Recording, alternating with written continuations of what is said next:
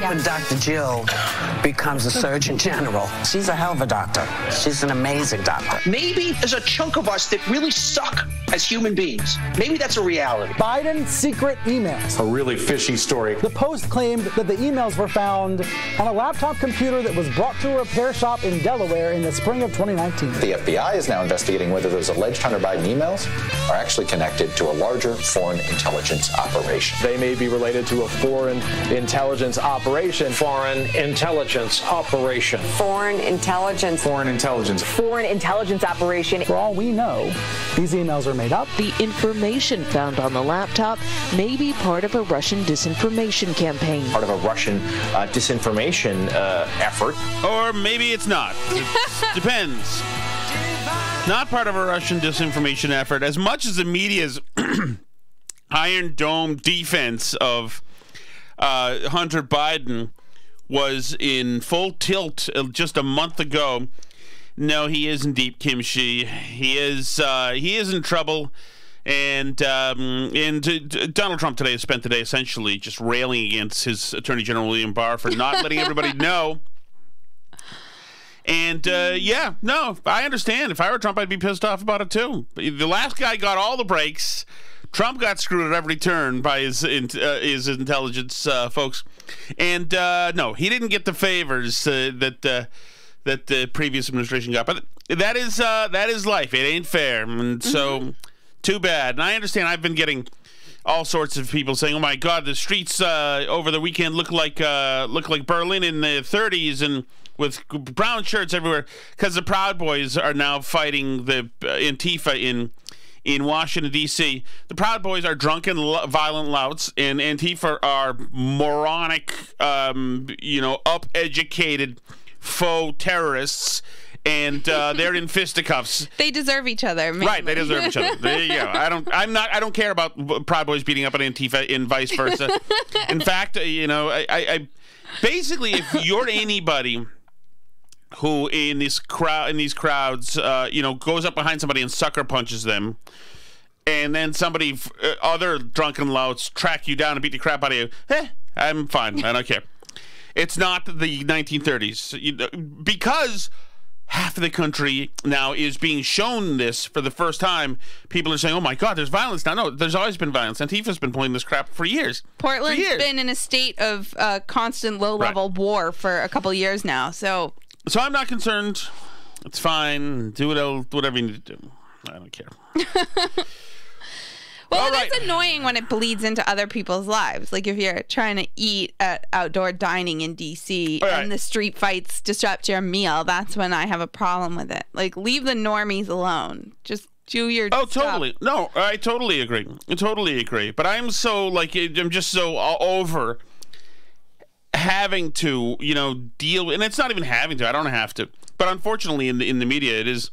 I mean, I know people who are in the media who never at all through this summer even acknowledged the presence of Antifa, or if they really even exist, and they listen to wacko leftist media who said in fact that it was right-wing people who were torching all the buildings, trying to blame it on the left. And people have decided that this is what they want to believe. Everybody picks out their own customized fantasy land, and they populate it with whatever facts and made-up characters help to confirm their own biases. And so we go, and nobody ever learns anything, and whatever. It's not, that's your problem. I'm sorry about that. If this is the kind of thing that gets you. That said, I have been going back and forth with my friend Steve Schmidt from the Lincoln Project. Alice, you saw this? Mm-hmm. And Steve Schmidt is now, of the Lincoln Project, they're courting the AOC and the squad. So, in other words, they don't have a raison d'etre anymore. Now that the Trump election is over, these guys need a new gig. And so they're trying to throw in with AOC and the squad. It's not going to work. These guys, the Lincoln Project, remember, that's a group of people who, this is the pitch, who, as a matter of conscience, had to push back against Donald Trump and were willing to fire on their own in order to do it. Yeah, because he was just so beyond the pale. Exactly. So they had this conversion, this conscientious conversion, And now they're looking to have more conversions for more money in other races, etc. Right. But unfortunately, the left is going to go through and they're going to find Rick Wilson's tweets and they're going to remember that he had a Confederate flag cooler, and they're going to find, who's the other one? Is it Ben Howe, who was tweeting it, all the these C word idiots. at women? They're going to find reasons to cancel these people too. They're not immune. They're going to be the first to get canceled now that Trump's gone. Well, not only that, but these guys are supposedly avowed conservatives, and that's all you need.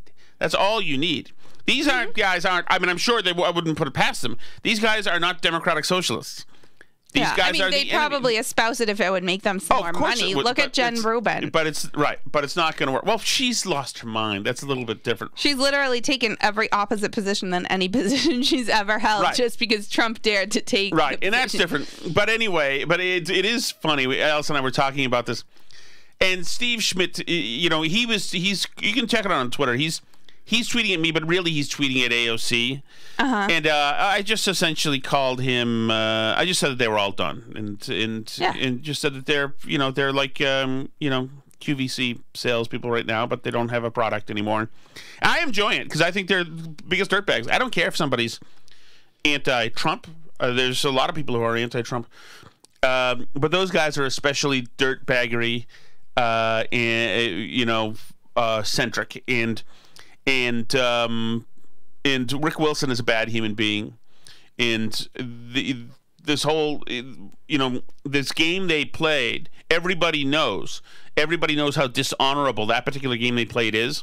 You can be like Jonah Goldberg and be anti-Trump and elucidate as to why that is, or William Crystal, or George William, any of these guys. That's one thing. These guys are just simply prostitutes. But not as honorable as actual prostitutes. They're the same people that drained the Tea Party of money, sucking the life out of that movement by getting consultant gigs. So I look forward to when the Jacobins get them.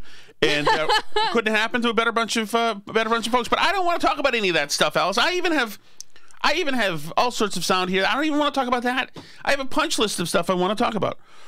One, the chickens. Right, yes. Little Jerry Callahan. Oh my goodness. We thought he was gone forever. Let's talk about yesterday morning. I was lying in bed. It was in the morning, and I heard you can usually hear the guinea fowl, the guinea hens. They're very loud. Sometimes you can hear they're sounding the alarm. Sometimes they're sounding the alarm because somebody closed a car door somewhere within a mile of here or something. But this was a prolonged screaming they were doing yesterday. And then I heard a different sound. It sounded like an animal in pain. And I'm like, geez. So then I look out the back door, and there is a hawk trying to murder a chicken on the ground. They're rolling around with him. He's got a chicken on the ground. This was Zippo, I believe. Right, Zippo the chicken. So I yelled to Alice. Alice ran out the door. I almost had video of it. Alice was downstairs. She ran out the door, and the hawk flew away. The chicken gets up. He's okay. He's banged up, but he's okay. But meanwhile, that's one area in the backyard. Right in front of us, in there where our patio is, there were the feathers of little Jerry Callahan. Everywhere. They were strewn all in two separate levels. Not just small feathers. Yeah, big feathers. This was and so little Jerry Callahan is nowhere to be found. And we're like, geez, this must be part of a two-phased attack. Right. That they've murdered him. We're like, damn, because that's my favorite chicken. He's a really good and fun chicken. He's smart. He comes around. He's independent. He walks around. Like, sometimes I'll walk up the driveway and he'll just like walk next to me. And I'm like, what are you doing? But he's cool. He's very sociable, and he's a nice dude. And so little Jerry Callahan is a hen, by the way. So we was like, that sucks. That sucks that we lost him. So, but a couple chickens are missing. Then other chickens are missing. There's three missing. So then Alice... I heard a noise in the shed. Yes, go ahead. So I go over to our shed, and our shed has like a sliding barn door on it. So I go and I slide open the barn door, And there's chickens in there roaming on the ground. So I kind of shoo them out. They're not supposed to be in there. Unusual because we didn't realize that they could get under the lip normally, of the door and squeeze in, which they'd never done this before. Yeah, they will go in there if the door's open. Right, and hang out. And chill in there. But normally if the door's closed, they won't go in there. This is a small but you can, shed, so this is like, 15 You can kind of like lift the barn door. Not ridiculously small. Yeah, you can kind of lift the barn door a little bit. Like, you could get under there. Dave has gotten under the door and gone in that shed before. So, underneath. So, anyway, they're in there. They've obviously, like, somehow squeezed themselves under the door. I go in there. I start shooing them out. And something flies across over my head inside the shed. And I was like, is that a chicken up there? What is going on? And it flies back across the shed the other way. And it's a hawk. A hawk is in our shed, flying around. The poor chickens are terrified, so I shoo them out. Still no sign of little Jerry. Big badass hawk in the shed. In the shed, flying around, won't come out. So I shoo the chickens out. I shoo them over into their chicken coop, which is attached to the shed. And I shut that door so they can't come out again, so that they're like all closed up for the day. But still no sign of little Jerry. And the hawk is still in the shed. So I leave the shed door wide open, hoping the hawk will exit. And so now we're mourning little Jerry Callahan. Right. There's an extra. So there's been 2 hawk attacks, at least 2. And so we don't know when and where Jerry got killed, but we're like, that sucks. That's our favorite guy. Yeah. And then I saw something moving around in the shed, but I couldn't find my glasses because why would my glasses be anywhere when I need them? So I wasn't sure. And I got Alice, and she looked, and there we saw a few hours later, it was little Jerry Callahan alive in the shed. In the shed. The hawk fought him. All the chickens fled into the shed. They squeezed up into the shed. And the hawk must have followed. And the hawk ran after them and squeezed in too so they can continue the battle. But the hawk needs to dive. And so the hawk needs room to operate. It can't really go in for the kill in the shed. I left the shed carefully hoarded with 1,000 pieces of old gym equipment, etc. So there's plenty of places for the chickens to kind of hang under there, and it wasn't the kind of place a hawk had a free reign to try to go kill him. So he just stood up on the raft. Yeah, the hawk hung out in the rafters until he decided he couldn't get any more chickens that way, and then he left. And then little Jerry emerged again.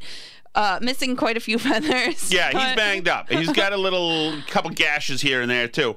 I mean, I can imagine what a fight that was. This is the second time that chicken that we know of has fought. It's been more than that. Well, yeah, this one has fought a hawk because he's the only red one, and they go for him, and he's incredible, and he's alive. So that's it. That is good. Little Jerry's okay, but yeah, our yard is essentially a buffet for hawks. And if our damn dog Dave would stay out in the yard, not have to come in, and if our other dog Pepper wasn't a jerk and wouldn't jump over the fence and run out, and would stay in the yard, then we wouldn't have hawk problems because hawks want nothing to do with the dogs. But that's what it is. So we're dealing with hawks right now. I on Twitter, a woman, maybe she's a listener, tweeted me that a hawk grabbed her cat last year, and she scared it and dropped it, whatever. But Jesus, these bastards are. Some of the hawks that I see here are freaking huge. Ours is relatively small. The ones we've seen. The one that was sitting on the fence leader that you got on video might have been a little bigger. But I've seen them with 7 feet, big bastards, big B-52s up near the... Scary stuff if you're a chicken. Yes. I can't imagine. I can't believe that our chickens have fought off hawks this many times. I can't believe they're alive to tell the tale. These are some tough chickens. Who even knew? Who knew that hawks are so bad at finishing off their prey? So another thing we did today is the law came down on us just a couple of hours ago. We were at a friend. A friend has a son who just turned 8, and they rented out an entire movie theater. And I haven't been in the theater, I don't think, for a while, and it was awesome. Mm-hmm.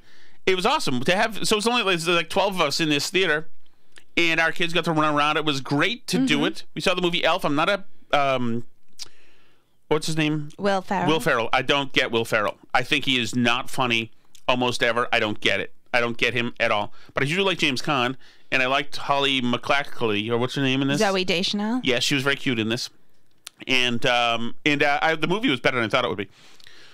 But and after that, we it's very interesting how Was this James Caan the dad?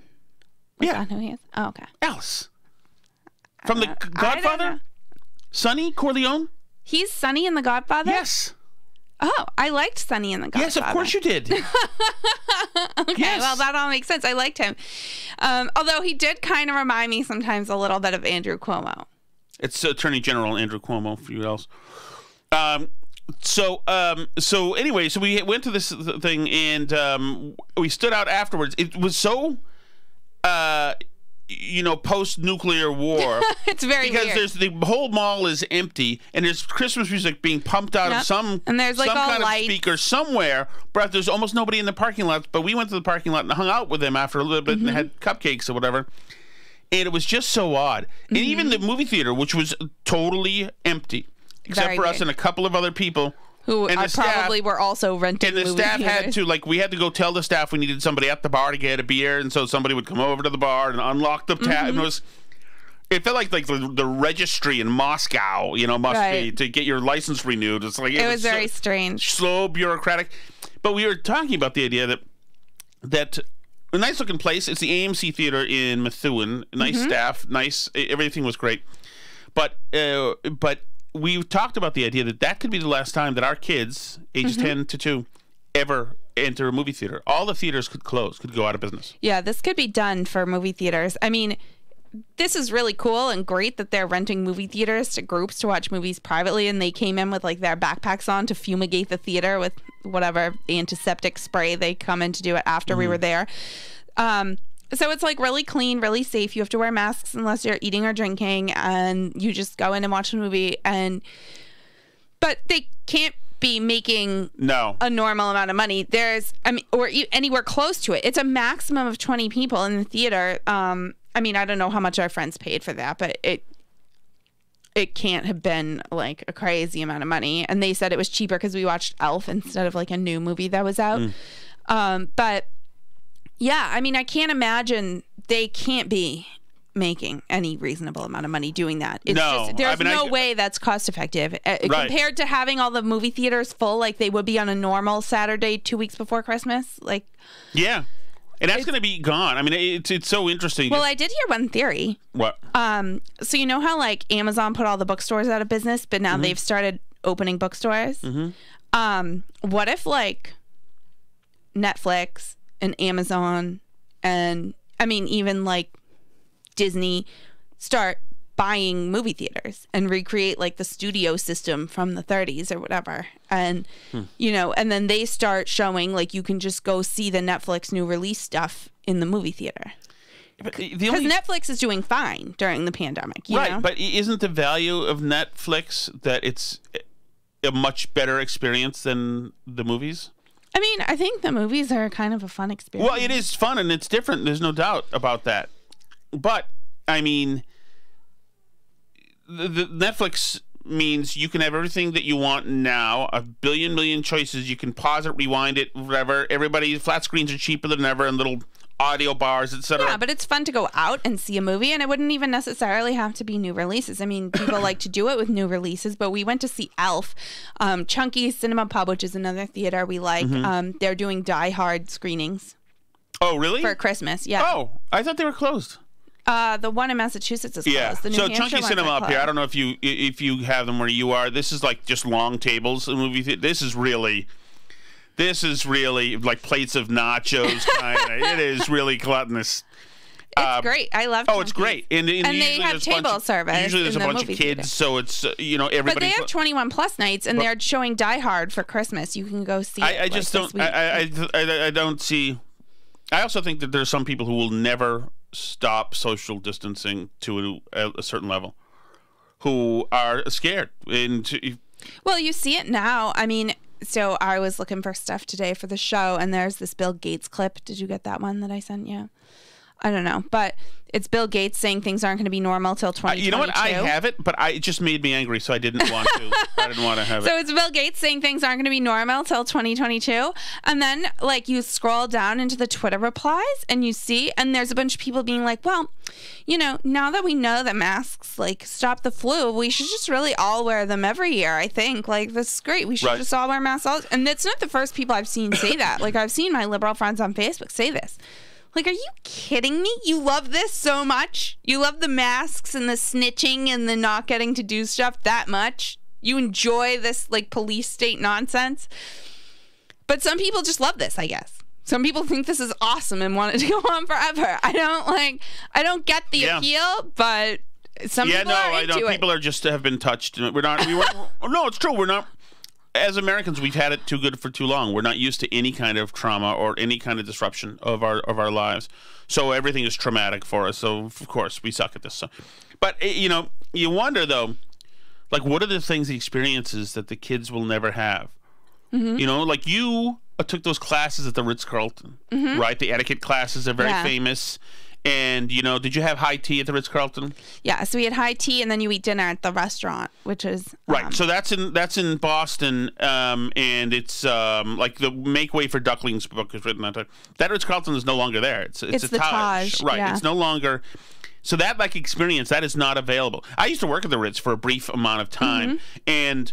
You know, we had elevator operators when I worked there that used to perfume the elevators, and it was really probably around the time I had the etiquette class. And these were, and we meticulously had to put out the famous Ritz-Carlton blue glasses, etc. And it was just it was like the old time kind of. I love that. That is gone. I don't know if luxury hotels like that even in America are around anymore. I barely see a hotel with guest service agents, Spellman and Dorman, anymore at all. I think like most don't even have a mini bar anymore. Essentially, where mini bars I think were always loss leaders, but no, that's a shame. Mini bars are fun, but like so those things like the kids won't have, you know, they won't remember that, and you know like. And there are things that folded up by the time I was a kid. Like I've never been to a drive-in theater; those were gone by the time I was, for the most part, gone. Well, now they're like back. Well, right, and now, now they're really back. You're right, but you know things like that, and like also, I mean, malls. Like any kid now will never know the reason or what or how to like operate a payphone. There's no more payphone. I mean, the occasional like drug dealer still uses a payphone somewhere. If they can find one, I don't know, can they? Like to go in a phone booth with a door that would close. I mean, that whole experience, that's not there. To make a collect call, which is, you know, how half the calls we made when I was a kid, you know, is gone. They've like none of it. We as a joke not as a joke. My brother got my daughter a boombox. For Christmas last year, and we might have as well had them, you know, at mission control in NASA. They had no idea to turn this on. Like, do what? I mean, they have touchscreens, so it's like everything's done for you. But there's so many of those. They'll never know. I mean, they'll never know. They'll never know what it's like to have no way to get information. They wouldn't know. I mean, there was a time where it's 6 o'clock at night, since the libraries were closed. There was no way to tell, unless you had an encyclopedia, who the 6th president of the United States was. Right. There was no way that was knowledge that was not attainable, because there was nothing. If you didn't have it, then, and then you could possibly have somebody BS and make it up, and that was your bet. Your choice was to believe this guy who I don't believe generally, but I've got nothing else. Or even if you like saw a movie and you were like, what is that actor from? And you like couldn't figure it out, then you were that was it. You just didn't know what he was from. Or you didn't know what else he was in. That great song that we heard today on the way back from the theater, we heard this great song. This great song, and with SoundHound, you know, it tells you just who's the song. That used to be, if you heard a great song on the radio, tough luck. You could possibly call the radio station. Maybe you'd get it. Maybe they'd help you out. But if you got through, but we heard this great song today. It's called, by the way, the song is called, what is it? History. This song is called, hold on, History. This song is called Don't Walk Away by the Heavy Hours. The song is great. I suggest you get it.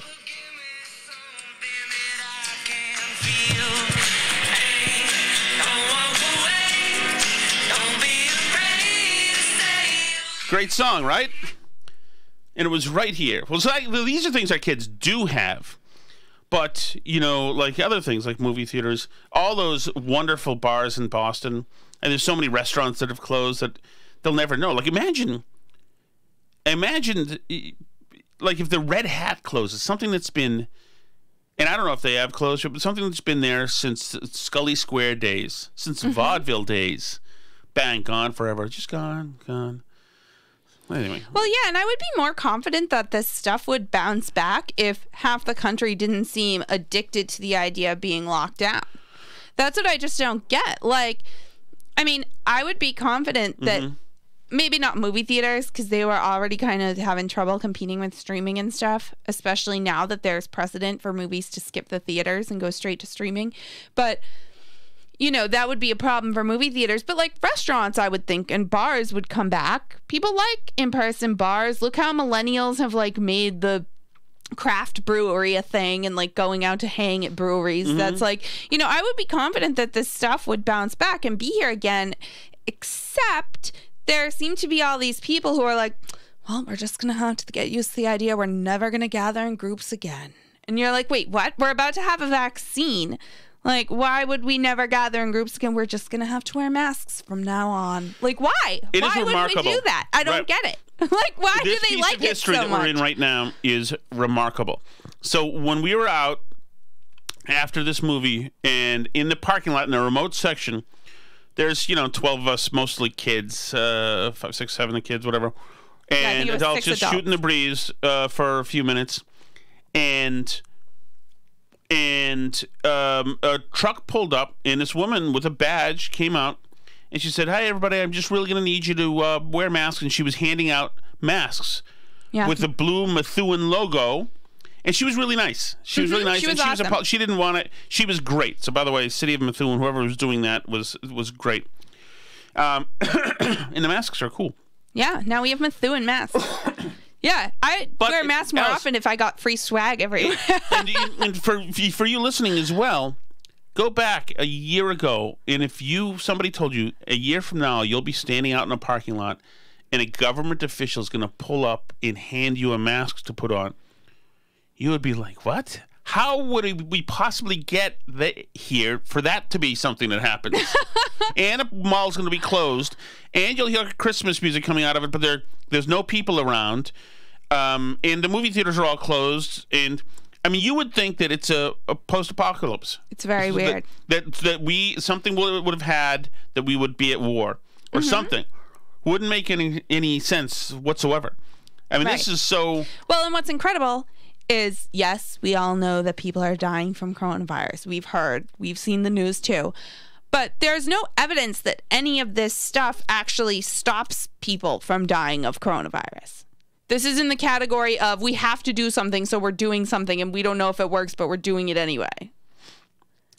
Like, right. There's right. There's no evidence that any of this stuff, like, we're paying people to go up to random people in parking lots and hand them masks to put on, but we don't know that actually does anything whatsoever. Right. We're just doing something because there are people whose job it is to give us guidance. So they're giving us guidance. It's not necessarily sound guidance, but I mean, obviously the mask thing is kind of intuitive. It makes a bunch of sense. Of course, spit doesn't fly out of your mouth with mask. And it would be harder to get in with masks, I assume, as well. So that makes sense. So why not? I mean, it's a reasonable measure. It makes a little more sense indoors. But okay. But I mean, to say that it's, I mean, and also saying, listen, there are 300,000 dead, and to use it for people to say, oh my God, there was somebody had a sign saying, let us open up or whatever, some kind of sign. You've got people saying we just had the equivalent of another 9/11 yesterday. Well, that's different. Okay? Yeah. This is a virus that's, sweeping across the world. and we're losing people. It's not the same. You can't. We have a 9/11 a bunch of times a year in cars as well, okay? But we need to drive. We need to operate to an extent as humans. You know, we need to drive. We need to transport ourselves. We need to leave the house to do stuff because we are here in this country to live and operate. Right. That's not disrespectful to the dead. That's not saying we do. But this idea that if you're somebody who's got a problem with that. That's what this is. This is Donnie Doy. She was obviously an idiot anyway, yelling at half of the country because these people don't seem to care that people are sick and dying. They just want to be able to go out there and live their lives as normal. Maybe there are 50 million jerks in this country. Maybe that's the sad truth. And how do we manage that? Because Joe Biden is doing everything right. And when you see that sign and you see, maybe there's a chunk of us that really suck as human beings. Maybe that's a reality. Right. And I just talked a couple days ago to a health expert who I like very much, and another person in media, and they were both agreeing, saying, I can't believe I walk past these restaurants and there are people in the restaurants and like, what are you, crazy? Are you crazy? There's 300,000 dead people. But the problem is that the people in the restaurants are trying to live like humans.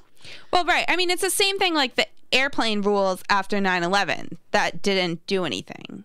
You know, it was like, oh, we now all have to take off our shoes at the airport because one guy was going to have a shoe bomb that probably wouldn't have worked anyway and didn't make any sense. But okay, like, so now we all have to take off our shoes. Like, why do we have to take off our shoes? Like, this doesn't, is there any evidence that saves life? Nope. You just have to take off your shoes now because this is what we're going to do because we have to do something because somebody was going to try to blow up a plane with a shoe. So, and then if you say anything, you're like, well, 9/11 happened though. Well, like, sure, but, you know, I still don't want to live in a country where a government official demands I have to take off my shoes everywhere. I mean, you still have to take off your shoes to get on an airplane now. 20 years later, where's the sense in any of this? But it's the same thing. And if you think that the masks are going to go away, it's going to be the same thing as with the stupid shoes. We're still going to be doing masks 20 years from now. And if you say anything, people are going to be like, but remember the coronavirus? 500,000 people died. And why? And you can pay for the same place you get your passport. You can pay for an express check-in to airplanes for a yearly fee. So then you don't have to get molested by the guy, and you can just walk right in. Well, if the new Muhammad Atta wants to bomb a plane, I get the feeling he's going to pay for one of those. You know, do you mind? I get one. Don't frisk me pass. For this. I mean, it's like, who are we kidding? This large bureaucratic rules are in. Maybe they're good faith and good, well intentioned. Right. But for Christ's sakes. And they don't do anything. What does do something are measures that we're not going to do here. We're just not going to. I mean, the reason why China and Korea and these countries have been able to cut it off is because the government has access to every single person's cell phone location data. And if you test positive for the virus, they round up everybody who you came near because they know who you came near because you had your phone with you and they ping everybody who's been anywhere near you and lock them in their houses. That's not going to happen in the United States. Like, we're just not going to do it. I mean, and that's great. I'm glad that we're not going to do that here because I want to live in a free country. And there's minuses to that, obviously. We can't control the pandemic as well as the authoritarian state can, you know? But that's the trade-off. That's the trade-off. You can live in the surveillance state that tracks your every move and grades you on a scale of how good a citizen you are and knows everything you do. And, that's great. They do try and kill doctors who try and warn about coronavirus getting out and everything else. But, once they finally acknowledge there's a problem, then they can control it pretty well because they can control everything you do. So those of you who want to live in a country like that, those countries are out there. You can go find them. There won't be coronavirus, but you'll have other issues, So, and I pick this, occasionally people are going to fly planes into buildings and kill a lot of people, and there's not much we can do to stop that, frankly. Right. Like, we couldn't stop the next 9/11 if we wanted to.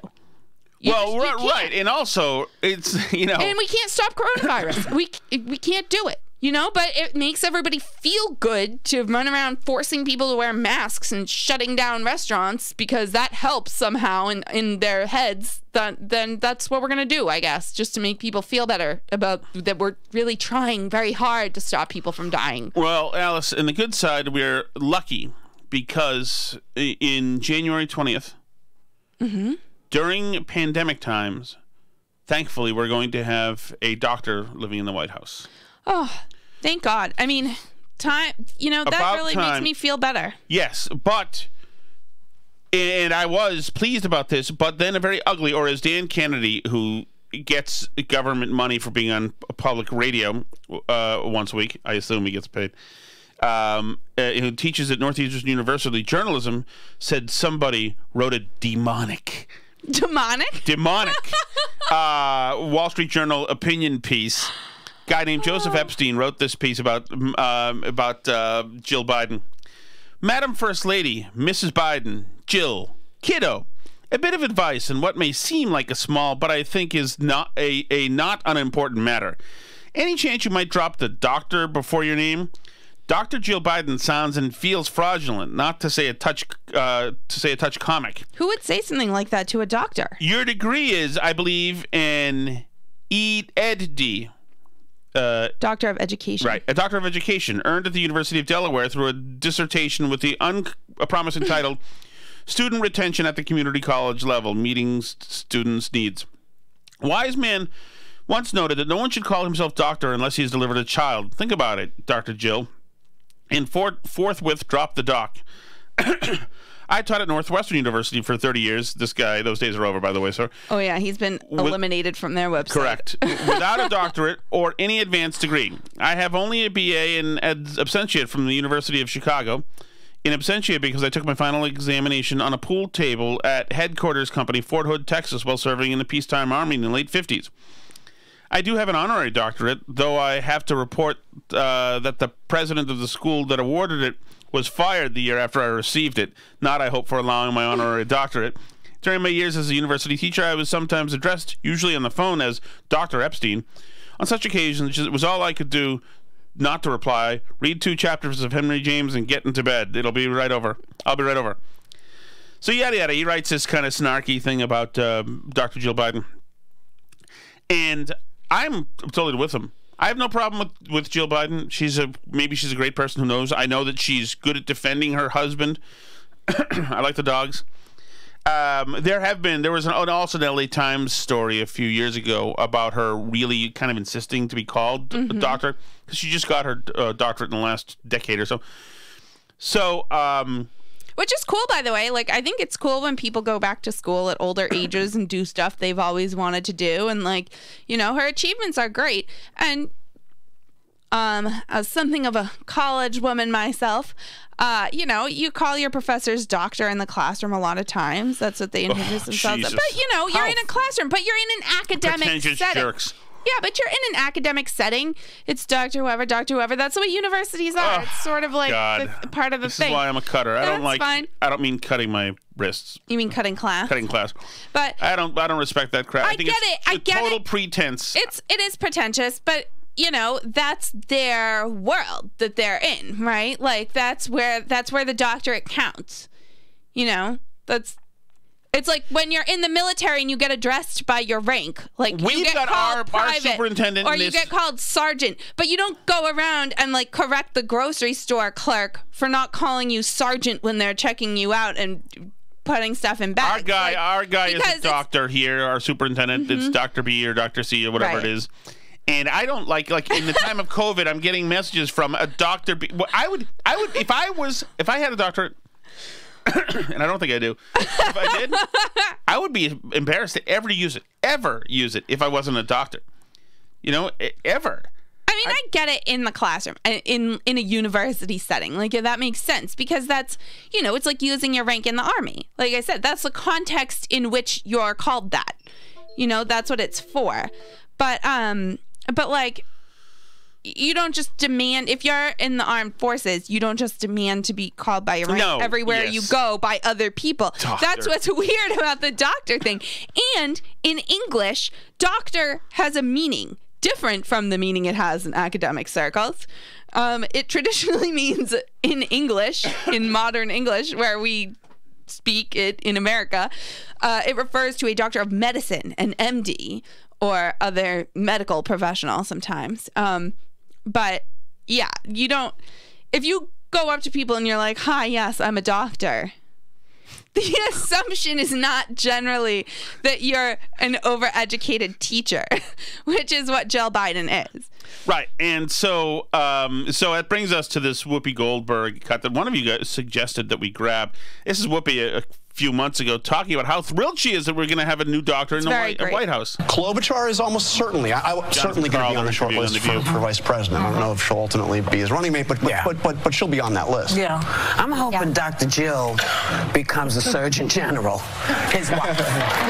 Because Joe Biden's wife, because she, he would never do it, but she's a hell of a doctor. She's an amazing doctor. I thought she was a doctor and PhD. Yeah, I could be wrong. I think she's a teacher, but might be good for Betsy DeVos's post. Yes, she's a hell of a teacher. Right. Busy as first lady. If she wins, Well, John, I like the team effort trying to bail Whoopi out. She's a hell of a doctor. She's an amazing doctor. She's a hell of a doctor. She's an amazing doctor. Jeez. Well, you can't. It affects the credibility of your whole show if it turns out one of your hosts is a total ignoramus. So, you all have to jump in to try and make it seem like she was trying to say teacher the whole time. So in the hell of a doctor's, in the case of the hell of a doctor's, you know what? Okay, is the time for this? Okay, we'll get this done really quickly. The hell of a doctor's stepson, Hunter Biden, was actually asked about. Somebody in the media actually asked a question after some moron asked a question that wasn't about Hunter Biden. Somebody actually asked Joe Biden about Hunter. President-elect Biden, how soon do you plan on taking the coronavirus vaccine? Thanks for asking. That's very helpful. That's really important. Did Hunter Biden commit a crime? Have you spoken to your son, Mr. President-elect? Proud of my son. Proud of my son, he says. So there you go. Did Hunter Biden commit a crime? I am proud of my son. Well, I mean, you don't really expect him to go, yeah, he committed a crime. Right? I mean, although he could have said, we're cooperating with the investigation, we expect him to be fully cleared of all wrongdoing or something. Well, I mean, it's the chicken bleep answer that he gave. Mm-hmm. And it's also a politically safe answer. That worked before, too. But also, it's also a kind of odd answer because what exactly are you proud of? Exactly. Mm-hmm. I mean, I understand people by default are proud of their kids just because they're proud, but this particular kid is not somebody I'd necessarily... Proud of him for what? Well, I mean, this did sort of work for him before, though, especially when... And I feel like this was kind of wrong when, the text messages got published with him and Hunter, where Hunter was kind of saying I screwed this all up for you, and blah blah blah, and his dad was comforting him. I feel bad for him, and that was sort of a little low that those texts got published, and I thought Joe Biden actually came off kind of good in those, and I think the sort of answer before the media did in fact confirm that Hunter Biden is actually under investigation, and the New York Post was right all along. Well, hold on, Alice. But one second. That that was kind of a good look for Biden to be saying they're just attacking him because he's dealt with addiction problems like so many of our kids in America, and I'm still proud of him and he's fighting this off, and that's kind of the best tone you can take with regards to a Hunter Biden if that's your kid, right? That's the best kind of way to be. I don't know that if it applies when they're in trouble for failing to report 400... I think saying I'm proud of my son in this context is not a good thing when they skipped reporting $400,000 worth of income from a company that you canceled an investigation into. I got busted chewing and screwing, Alice, out of the Howard Johnson's restaurants on Montvale Ave in Stoneham. 1900, probably 88 or 89. So was your I didn't dad actually proud? get busted. I actually didn't get... My friend, John, who's probably listening, he got busted and ratted me out. He got informed. I got away. Prisoner's dilemma. The security guys confronted me in the street. I acted like Rain Man because that movie was out, and I had my jacket all disheveled and all over my head. I know, or maybe I threw my jacket away, but I went in disguise, undercover, and those guys asked John me if I was saw pointing over there, that guy. No, those guys asked me if I saw... I was already too far away.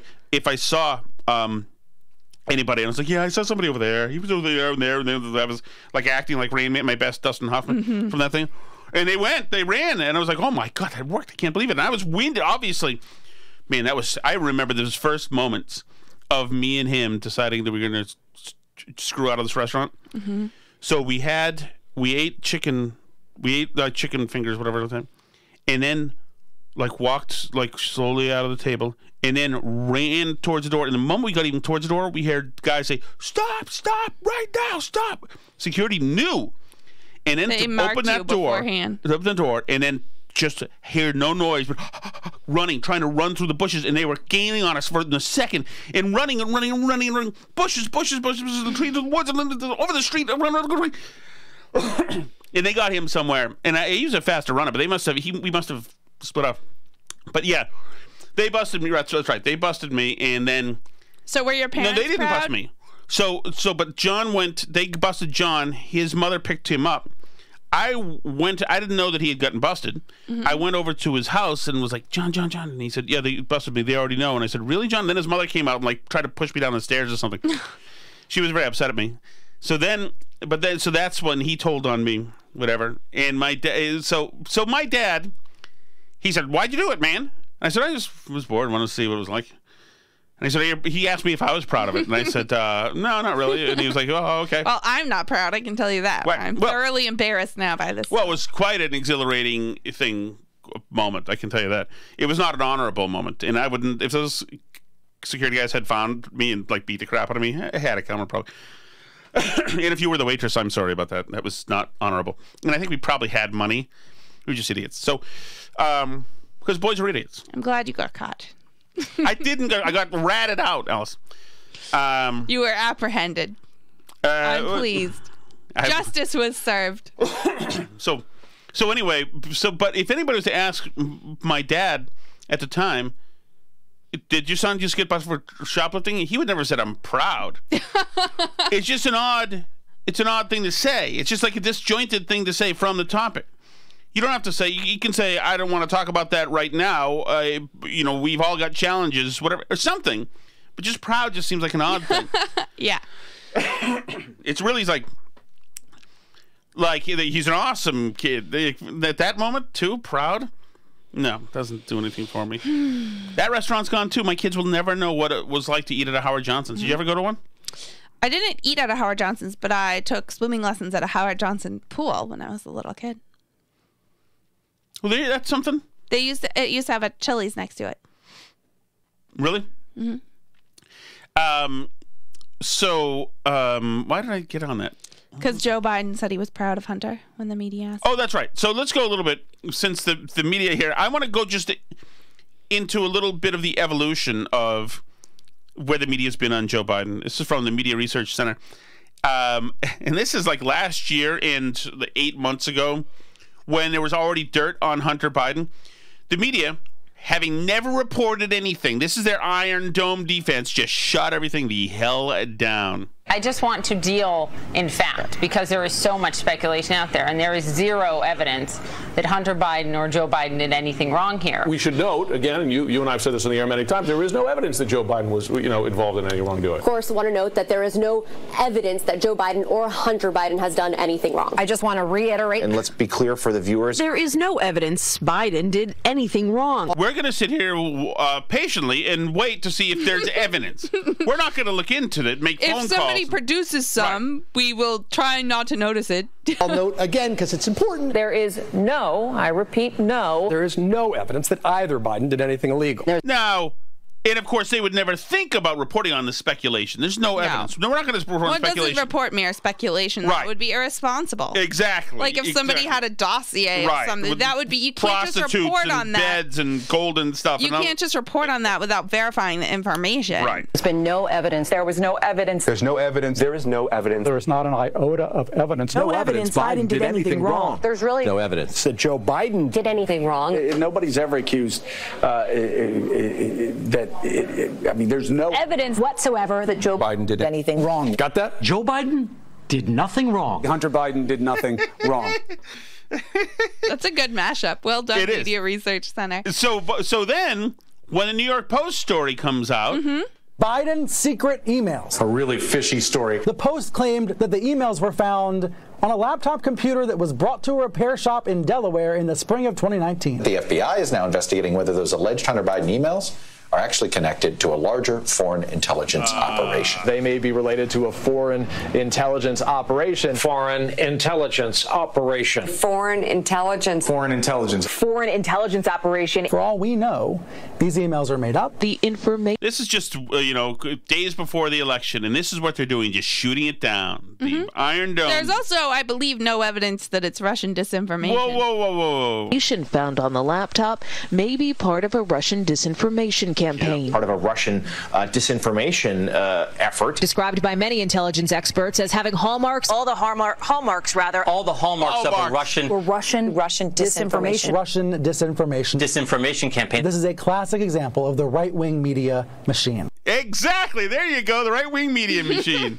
All the hallmarks. Hallmarks is a great weasel word. It really is. That's the best. By the way, I want your stories. If you've ever chewed and screwed or dined and ditched or whatever you call it out of a restaurant, I would like to know what restaurant, when you did it, what was the fallout afterwards. And I want to hear your crime stories, as a matter of fact. I also was apprehended. This one really did get me. Giping cassettes from Services Merchandise, a place my kids will never get to go to at all. But I was pinched along with a friend of mine at the Service Merchandise. Later on, years later, I was with his brother in Chinatown when we ran out of a restaurant there without paying. I was also busted then. I was busted. Did I tell you the story? I never told you about the Chinatown restaurant story? I don't think so. It's incredible. It was a crazy night. So we're in there. It's the restaurant in Boston where you have cold tea, or you used to have cold tea. So it's like 2:30 in the morning, whatever. And we ordered cold tea. Is that like bubble tea? I don't know. Oh, Alice. What does that mean? You don't know what that means? No. It means beer. Oh. So you'd go to the waiter and say, we want cold tea. And they'd bring you a tea kettle full of cold beer. Oh. So that was a thing that I was keen on. I didn't know about that. In 1993, or 1994, whatever it was. So anyway, we were there having our cold tea, eating. At this time in the morning, it's 2:30 in the morning. This is, talk about the Star Wars bar. The people eating there there's a good fair share of crackheads. There's like undercover cops, mafioso people, mini prostitutes, drunken college kids. It's like the dregs. It was a place of ill repute. The food was delicious. So we decide that it's a good idea for us to chew and screw. Once again, we had money. This is stupid. So we... Jeez, I can't really. I'm embarrassed by you. I can't tell this story, and it's. I was 20 years old. I probably wasn't even 21 then. So we, head towards the front door or whatever. We maybe went to the bathroom, whatever, front door, and we go out of the restaurant and bolt, boom, take right out of this restaurant. This waiter, the guy, was on us in a second, and he's saying. He had a Chinese accent. He's saying, "You stole from me. Get back here, right?" And this guy's enraged. He sounded like he was going to kill us. But we're flying through the combat zone, and we split off. Keith, his name is, goes one way. I go another way. I'm like, oh my God, this guy was really loud. He's, "You stole from me. Stop. He was really angry. I thought, Jesus, this guy's going to kill me. But anyway, I go as fast as I can. I had moccasins on at the time, which is really smart. And I went. And he's going after me, and as I'm running, and he's still tailing me, and I was a young guy in shape back then, or at least young. I wasn't fat anyway. And this guy's on me, and I'm running, and we run past this prostitute, Alice, and this prostitute joins in and starts yelling to, "You son of a, you stole from him, you stole from him." I'm like, what are you, how did this happen? So, hey, working people have to stick together when jerks from Winchester come and try and screw them over. So I'm dying there. I get around the corner. I go under a truck and I hide there under this truck. I'm like, jeez. And I'm dying. My chest hurts so much because, you don't out of nowhere just suddenly sprint for your life. And I can hear this guy yelling in Chinatown, yelling in the combat zone for me. He said, "Where are you? You stole from me. You stole from me." He's really angry. And I'm like, this guy's going to catch me and kill me. And she's yelling too. This prostitute, this woman is yelling too. You son of a... And she was as angry. And I'm like, why is everybody so angry around here? Because you were stealing from them, as they indicated to you. Yeah. So I was like scared to death. But after a while, I don't hear anything. And a cardinal mistake. I scurry out from under this van where I was lying under the car, take a few steps, and this guy's now on me. He's got me by the arm, and he rips off my watch. He's, you son of a bitch, yelling at me, and the prostitute is scratching me and pulling me, like trying to beat me up. And I'm like, Jesus. And the guy started walking me back to towards the restaurant. And then when they come up to this cop, the guy was a very badly dressed cop, and he's also mad at me. You son of a... And I said, my friend's dad is a Boston cop, and he was, and I couldn't think of his name. He's going, who? And I said, damn, I don't know. So I'm getting carried back to the restaurant now, being apprehended by this very angry prostitute, dressed like a prostitute. Good. You deserve it. I did deserve it, because it was stealing from them. The Chinese guy, the waiter, he was very angry at me, and he should have been angry at me. You were Antifa. This cop now is pulling me, and everybody's pulling me. And this guy, the waiter, stole my watch that I had, and they're pulling me back into the restaurant, and they pulled me by everybody, through the dining room into a room in the back. And I'm being held there. Meanwhile, the guy's still yelling at me, and the prostitute is there yelling. And I'm like, are you guys, the prostitute and the cop, are they putting on a show for the owner of the place? I don't know who's... And this is and I was like starting to like enjoy it, because like, this is so extraordinary that I'm in this position right now. Where all these people from different walks of life are really angry at me.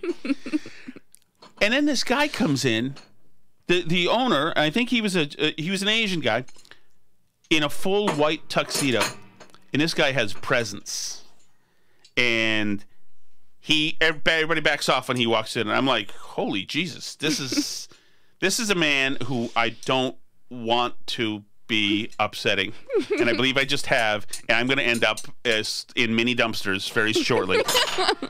And he walks over. And one person, the cop or the prostitute or somebody, had grabbed my wallet, and he's looking at my license, and he said, "Tom Shattuck, says you're from Winchester, Massachusetts. Why would a nice kid from Winchester come into my restaurant and steal from me, and take from me, and take from this waiter, and do this to me? Why would you do this and dishonor yourself and disgrace yourself?" And this guy's like getting to me. I'm like shrinking, like, man, this guy is twice the man I will ever be. He's probably a fellow who is connected, and I might be in real trouble here. So I like threw myself on the mercy of the guy, you know, and said, I screwed up. I was a jerk. I'm sorry about that, sir. I am a... And he said, I'm going to give you... He said, do you have money? And I said, yes, I can get money. He said, I want you to go across the street to that bank machine, go get the money, give me this much, whatever, and pay me.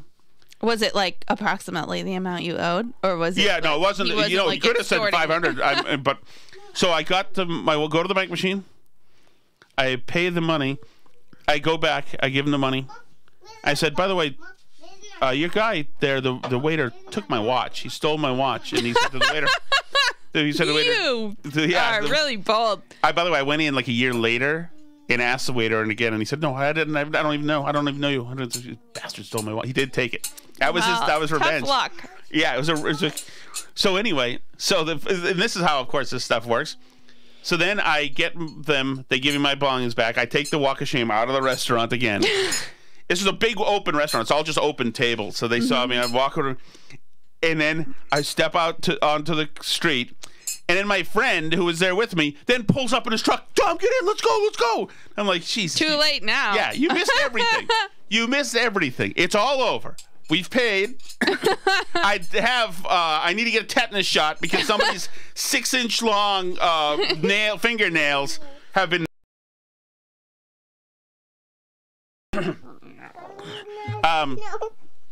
But okay, one last thing before we go, Alice. Okay. Okay.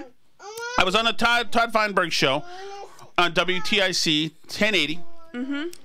And Todd asked me a question, and I'm going to ask it to you, Alice. Okay. Okay, ready? Yeah. I'm going to take you guys, listen to me, take you to the experience. Todd Feinberg show. Ask me the question. Starts with the bumper music. And I'm asking you, too. If you're listening to this, I want you to be able to answer this question. Well, here... You know the song, Alice? No. That was Crossroads. Here we go.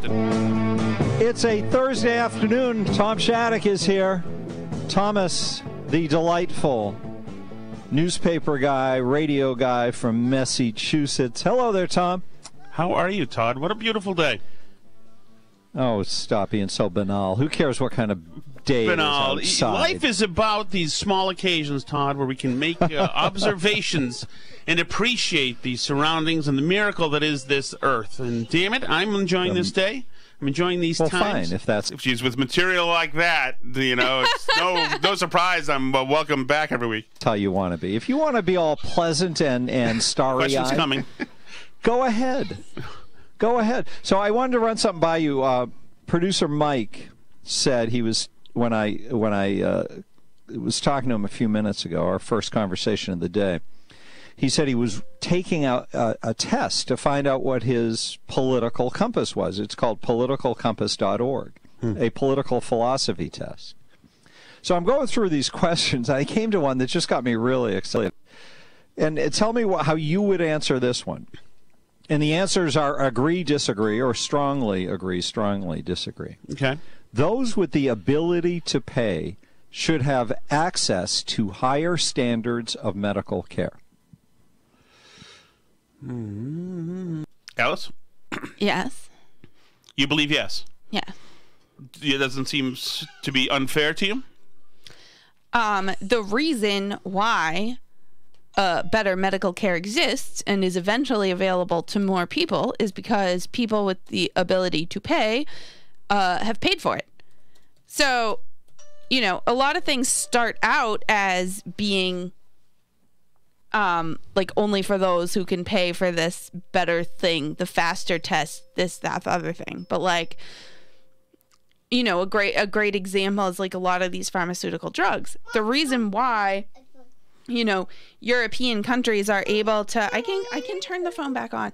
The reason why like European countries or Canada are able to negotiate lower drug prices is because the pharmaceutical companies developed the drug knowing that they can make the money to fund their R&D from Americans who pay for the drug, you know, full price. So through their health insurance in most cases. Keep it to Americans. Why is it fair that one person will be able to afford a procedure or some kind of health care and person B, because of their economic situation, can't afford to? Well, they could crowdfund it. That's what a lot of people do for things that are beyond the scope of normal stuff. Concierge doctors, you know, plastic surgery, these things that are sort of more boutique. Like, oh, dang.